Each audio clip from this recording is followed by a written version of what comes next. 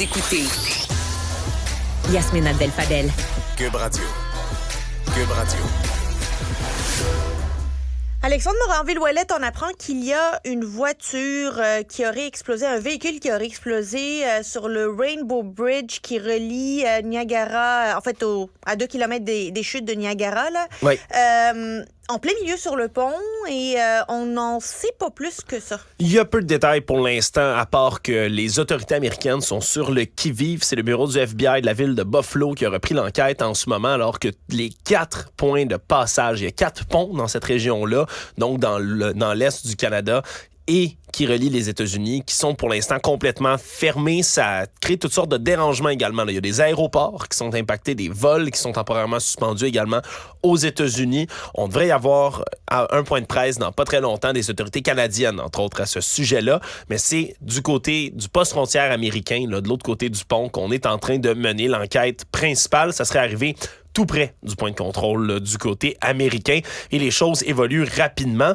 Pour l'instant, comme on le dit, peu de détails qui filtrent, là. Même te dit voiture, tu t'es repris en disant véhicule, c'est ça. On dit un véhicule qui a explosé pour l'instant. On n'est même pas capable de savoir exactement de quel genre de véhicule il s'agit, là. Vous comprenez que le pont s'est pas effondré, là. C'est une explosion qui s'est menée dessus. Mais quand même, les impacts sont majeurs. Puis qu'on parle comme ça d'un poste frontière, et surtout de ponts qui ont un impact significatif sur l'économie canadienne. Là, on se souviendra lorsque il y avait des sympathisants du fameux soi-disant convoi pour la liberté là, aux États-Unis, tout comme au Canada, qui est allé bloquer certains de ces ponts-là. Ambassador. Exactement, là, le pont Ambassador, entre autres.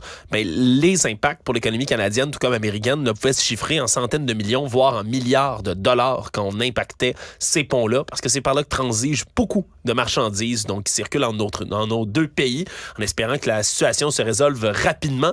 Mais pour l'instant, là, c'est le FBI qui va mener l'enquête principale. Point de presse à venir des autorités canadiennes. Et j'imagine que c'est parce que c'est du côté américain que ça a eu lieu. Il y a Fox News qui parlait de 2 morts et 1 blessé. Oui, pour l'instant, il n'y a pas de bilan qui est parvenu, là, en espérant que le point de presse des autorités canadiennes va être capable là, de donner un peu plus de détails sur la situation.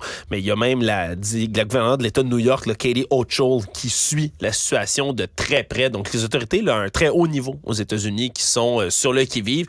Quand on vise des postes frontières, qu'on est tout proche comme ça d'une frontière, on se comprend, on prend les choses excessivement au sérieux, surtout du côté des Américains. On va suivre ça de très près. Alexandre Moranville-Ouellette, toujours un plaisir. Plaisir.